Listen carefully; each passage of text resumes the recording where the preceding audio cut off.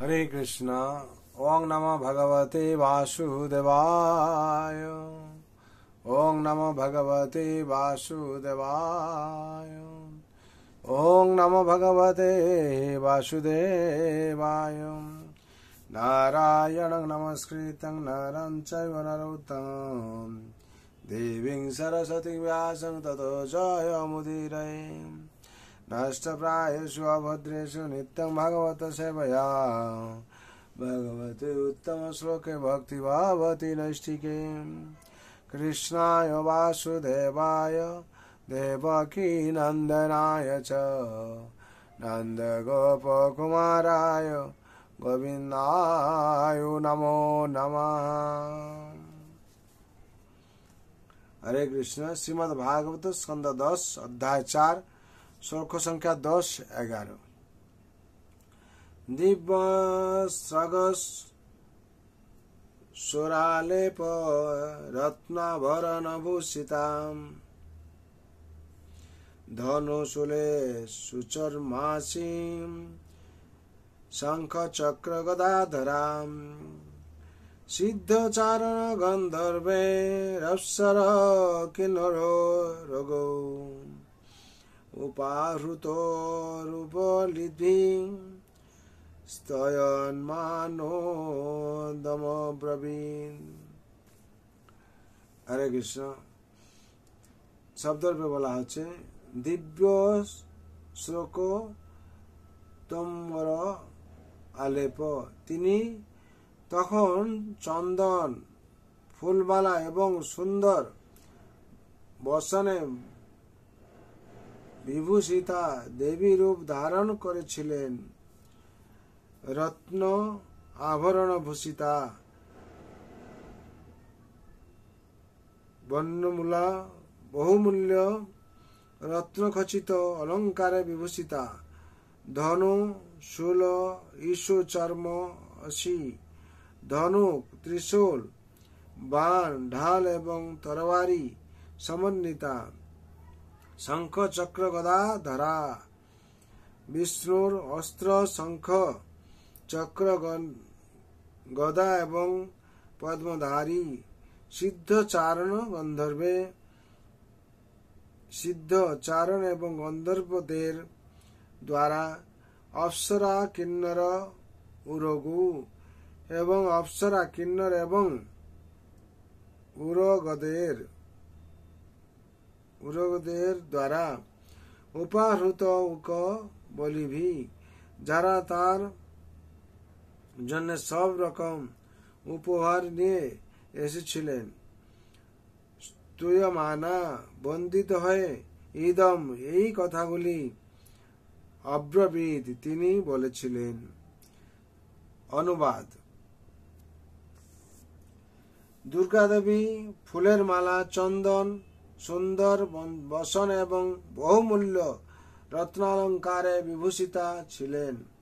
তিনি তার হস্তে ধনুক ত্রিশূল বাণ ঢাল খড়গ শঙ্খ চক্র ও গদা ধারণ করেছিলেন এবং অপ্সরা কিন্নর উরগ সিদ্ধ চারণ গন্ধর্ব আদি স্বর্গলোকবাসীরা তার পূজার জন্য বিবিধ উপকরণ প্রদান করে তার বন্দনা করছিলেন। তিনি তখন এই কথাগুলি বলেছিলেন।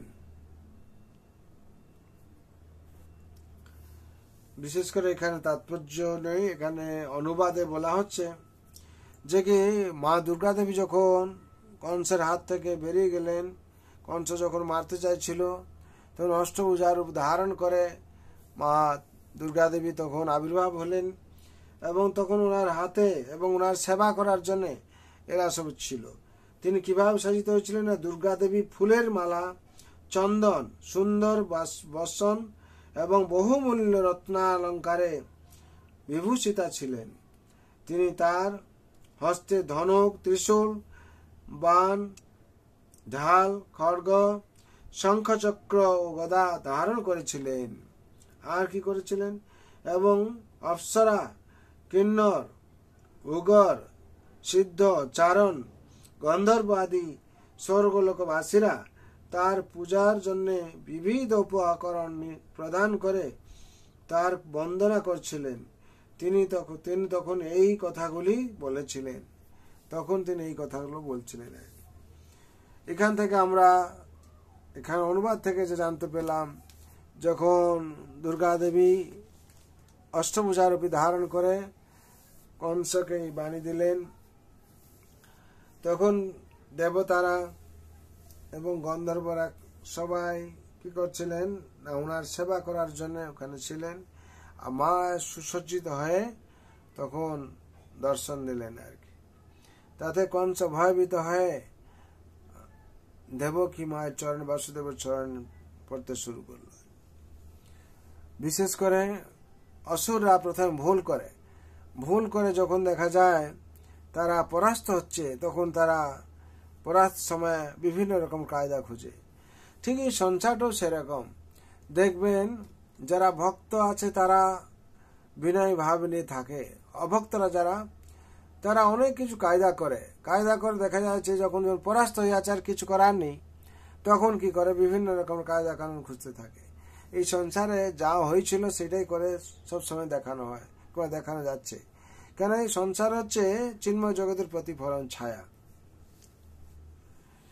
তার জন্য প্রথম থেকে যদি আমরা ভগবান শ্রীকৃষ্ণের চরণে আত্মসমর্পণ করি, ভগবান কৃপা করে আমাদের এই জগতে আবির্ভাব হয়েছিলেন কিসের জন্য না, ভগবান তো ইচ্ছা করলে অনেক রাজপ্রাসাদ ছিল, তিনি জন্ম নিতে পারতেন, আবির্ভাব হতে পারেন, কিন্তু তিনি কেন এই কারাগৃহে কেন কিংবা জেলের ভিতরে কেন আবির্ভাব হয়েছিলেন না? আমরা প্রত্যেক এক একজন কি কই দিই, উই আর প্রিজনার। আমরা কারাবন্দী হয়ে আছি সংসারের যে মায়া চক্রে, আমরা বাঁধা পড়েছি। আমরা এই কারাগার থেকে রক্ষা করতে গেলে একজন কারাগারে আসতে হবে। তাকে কারাগার না আসলে সে রক্ষা পেতে পারবে না, কিংবা তার হাত না ধরলে তা উদ্ধার করতে পারবে না। সেটা ভগবান স্বয়ং এই কারাগারে জন্ম নিয়ে কি করলেন, আমাদেরকে উদ্ধার করার জন্য তিনি এই জগতে এলেন। আর জগতে আসার জন্য তিনি কারাগারেই জন্ম নিলেন। নিয়ে মা দেবকী কি করলেন না, চতুর্ভুজা রূপ ধারণ করে দেখালেন আর কি।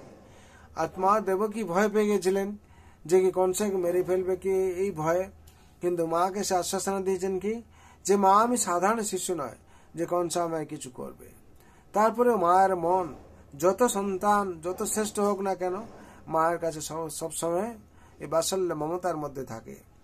তার জন্য দেবকী মা বলেছেন যে কি না, যে মহাত্মা হোক না, যে দেবতা হোক না কেন, আপনি সাধারণ শিশু রূপে, তার জন্য ভগবান শ্যাম বাবু রূপে সেইভাবে লীলাবিলাস করেছেন, সেই রূপ ধারণ করেছেন। তখন মা দেবী সন্তুষ্ট হয়েছেন আর কি। ঠিক ভগবান এই জগতে এসে এইভাবে লীলা করছেন। ভগবান আমাদের জন্য সবকিছু লীলা করেছেন। না হলে আজকে যদি ভগবান এই লীলা না করতেন, আমরা এই জন্মাষ্টমী বিশেষ করে ব্রত পালন করতে পারতাম না। ভগবান জন্ম হয়েছেন শুধু আমাদের জন্যে, কিন্তু ভগবানের জন্ম হচ্ছে কি দিব্য, জন্ম কর্ম চমে দিবং এবং জবেদি তত্ত্ব দেহ পুনর্জন্ম নীতি মামেতি সর্জুন। আর যারা এই সংসারে এসে এই জন্ম জানতে পারবে, ভগবানের জন্ম দিব্য, তারা আর কি হবে নীতি মামেতি সর্জুন, যে কি তত্ত্ব দেহং পুনর্জন্ম, তার এই জন্ম, যে দেহ আর পুনর্জন্ম হবে না।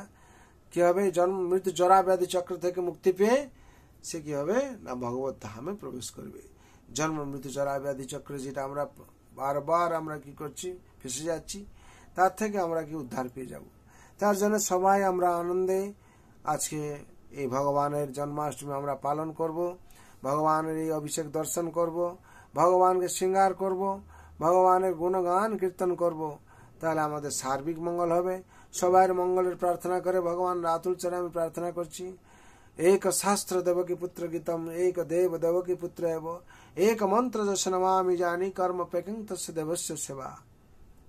একটাই ভগবান যেদিন আমাদের হবেন, যে ভগবান শ্রীকৃষ্ণ এক পুত্র, এক দেব দেবকী পুত্র এবং এক দেব দেবকী পুত্র এব, এক মন্ত্র যশ নমামি জানি। যেদিন আমাদের কাছে একটা মন্ত্র, হরে কৃষ্ণ মহামন্ত্র, যেখানে কৃষ্ণ আছেন স্বয়ং, সেই দিন আমরা শান্তি পাবো। আর যেদিন কর্মপেক্ষং তস্য দেবস্য সেবা, যেদিন সেই ভগবানের সেবা আমরা করব, সেই দিন আমাদের সার্বিক মঙ্গল হবে।